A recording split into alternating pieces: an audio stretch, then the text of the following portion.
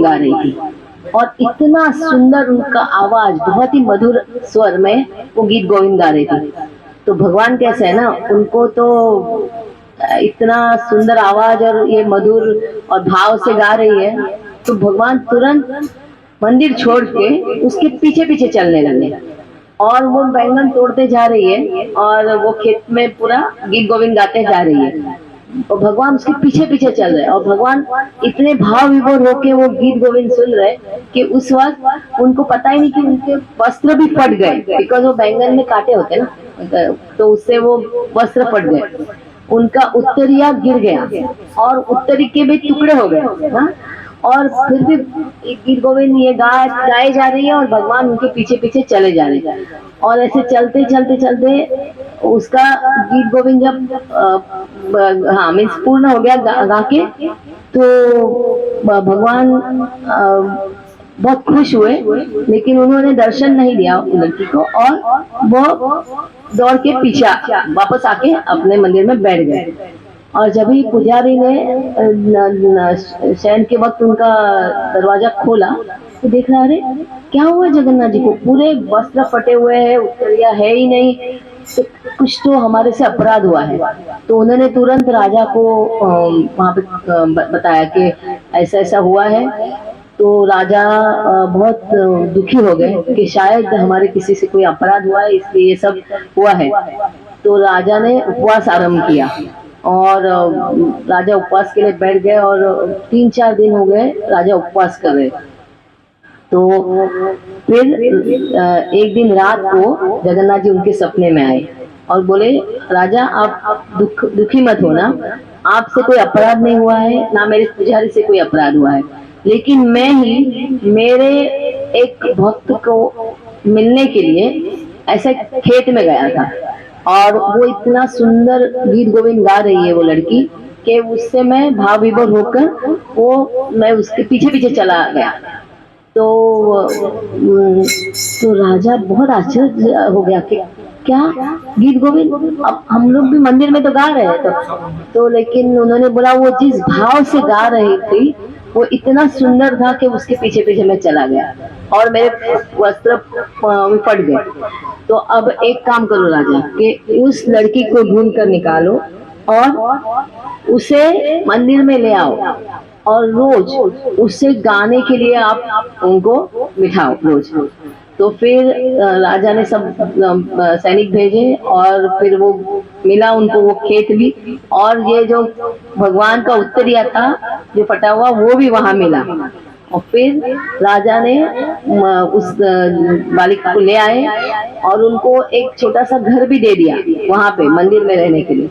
और रोज रात को शयन के वक्त गीत गोविंद वो बालिका आके गाती थी और फिर भगवान बहुत खुश हुए उसके उस भाव से, उसके उस गाने से, उसके मधुर स्वर से। तो इस तरह से है जगन्नाथ जी, उनको भाव इतना प्रिय है। दूसरी एक कथा है, एक नाम शायद मेरे इतना नहीं याद, गजानन भट्ट कुछ नाम के एक भक्त थे, वो भगवान के भक्त थे और वो कर्नाटक में रहते थे। तो उन्होंने सुना था कि भगवान जिसको दर्शन देते हैं तो उनकी मुक्ति हो जाती है, और वो बड़े भक्त भी थे और अच्छे, बहुत अच्छे ये जो हम जो क्या बोलते पाठ करते हैं जो शास्त्रों का, वो बहुत अच्छे से करते थे, बहुत सिंसियरली करते थे शास्त्रों का पाठ। तो जब भी एक दिन वो सब भगवान के बारे में सुन रहे थे लीला, तो उनको लगा कि सच में क्या है इस जीवन में, मैं ये सब मेरे भाई बहन बंधु, मेरी पत्नी, फिर मेरे बच्चे, अल्टीमेटली ये तो मुझे कुछ मुझे लाभ नहीं देगा, तो मुझे जाना चाहिए अभी ये सब छोड़कर। तो उन्होंने किसी से सुना कि नीलाचल में भगवान है, हाँ हरि, भगवान हरि वहां मिलते हैं नीलाचल में, और जो उन्हें देखता है वो मुक्ति पाता है। तो वो सब घर बार छोड़ के चलने लगे नीलाचल, और चलते चलते चलते वो एक 18 नाल जगह है जो जगन्नाथपुरी के पहले है, तो वहां आ गए और ऐसे कहा जाता है कि वो जगह से जो पार होता है वो कभी यमराज का मुंह नहीं देखता है वापस। तो तो वहां वो बैठे थे और ऐसे देख रहे थे, तो उतने में उनको दिखे कि बहुत से भक्त जगन्नाथपुरी से आ रहे हैं। और तो उन्होंने पूछा, क्या आप परब्रह्म को देख के आ गए क्या? तो बोले हाँ। तो उनको लगा, अच्छा ऐसे कैसे हो सकता है? शास्त्र में तो लिखा है जो परब्रह्म को देखता है वो मुक्ति पाता है, तो ये लोग वापस क्यों आ रहे हैं? तो बोले शायद ये झूठ, ऐसे तो झूठ नहीं होगा, मेरे शास्त्र तो कभी झूठ ही नहीं निकलेंगे। तो या तो ये लोग ने परब्रह्म नहीं देखा है, दैट मीन्स। हाँ, तो वो बैठा रहा, मुझे नहीं जाना है, फिर अगर वहां परब्रह्म है ही नहीं तो मैं क्यों जाऊं? और वहां ही बैठा रहा और बहुत दुखी मन से अश्रु ढालता रहा। तो जगन्नाथ जी को समझा कि मेरा एक भक्त वहां बैठ के ये अश्रुपात कर रहा है। तो उन्होंने एक बूढ़े बाबा का दर्शन लिया, बूढ़े बाबा का ये किया, भेष बदल लिया, और वो चलते चलते वो 18 नाला आ गए। और फिर ये देखा कि ये ब्राह्मण बैठा है और वो एकदम दुखी है। और तो वो बोले कि अरे आप क्यों रो रहे हैं? तो बोले कि मैं इसलिए रो रहा हूँ कि मैं इतने देर लंबे समय तक चल के आया यहाँ तक, सोचा कि मैं तो परब्रह्म देखने के लिए जा रहा हूँ, और मैंने ये भी सुना है कि परब्रह्म देखने के बाद तो मुक्ति हो जाती है। लेकिन ये सब लोग तो चलते चलते दौड़ के आ रहे हैं आनंद से और बोल रहे कि हमने परब्रह्म देख लिया। दैट मीन्स वहां परब्रह्म है नहीं। अगर परब्रह्म उन्होंने देखा होगा तो वो तो अभी मुक्ति हो जाती, वो कैसे आए यहाँ आए? तो फिर उन्होंने समझाया, नहीं देखो ऐसा है कि हर एक जन कोई इच्छा से वहां जाता है, तो उनकी शायद वो इच्छा नहीं है कि मुक्ति पाए, उनको वापस जाना है अपने घर। तो आप जाइए, आपको परब्रह्म देखने की इच्छा है और आपको मुक्ति की भी इच्छा है, तो आप जाइए, आपको परब्रह्म वहीं मिलेंगे। तो बोले कि सच बोल रहे हो बाबा? बोले हाँ, परब्रह्म वही है, तो आप जाइए। तो फिर उन्होंने सोचा अच्छा ठीक है चलते। तो फिर वो 18 नाला पार करके वो परब्रह्म देखने वहां पे जगन्नाथ मंदिर में पहुंचा। और उस दिन था पूर्णिमा, और उस दिन आई थिंक स्नान यात्रा, हाँ ये स्नान यात्रा या कुछ स्नान का दिन था भगवान के, जगन्नाथ जी।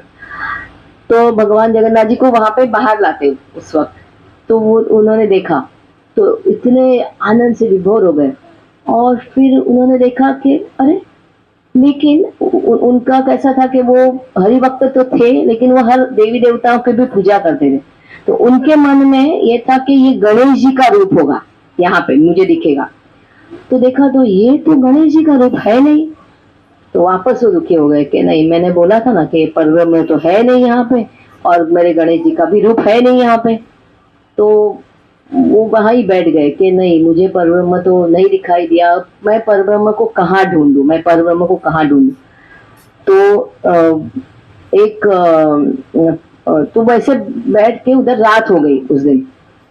तो एक पुजारी के सपने में भगवान आके बोले कि ये मुझे देखने, हाँ, और फिर उन्होंने डिसाइड किया नहीं अभी मैं निकल जाऊंगा, मुझे परब्रह्म यहाँ नहीं दिखने वाला है।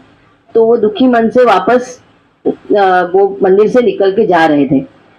तो पुजारी के सपने में भगवान आकर बोले कि ये परब्रह्म देखने के लिए यहाँ आया था मेरा भक्त, और उनको इच्छा है कि मेरा गजवेश में रूप में ही उनको देखना है, तो ही उनको सच्ची मानेंगे कि ये मैं परब्रह्म हूँ। तो आप उनको वापस बुलाइए और बोलिए कि ये मैं गजवेश में हूँ। और तो पुजारी बोले कि प्रभु जी, प्रभु आप तो गजवेश में है नहीं, लेकिन नहीं, आप उसको बुलाइए वापस, और मैं गजवेश में हूँ।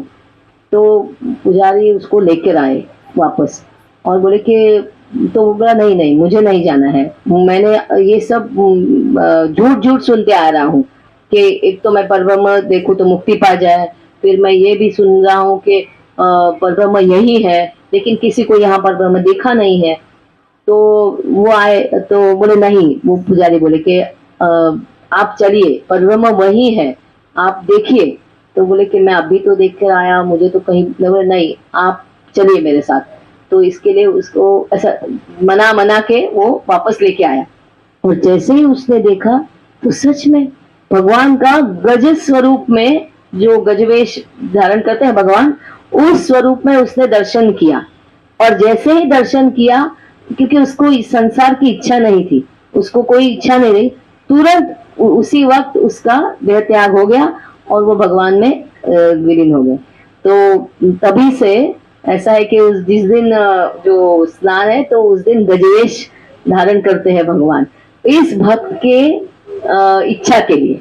तो भगवान इतने दयालु है कि एक भक्त की क्या क्या इच्छा हो सकती है, डिफरेंट डिफरेंट।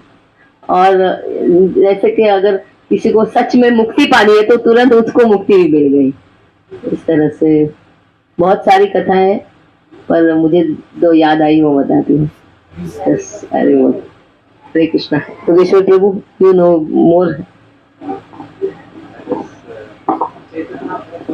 कोई भी बारात का माला से जाते हैं।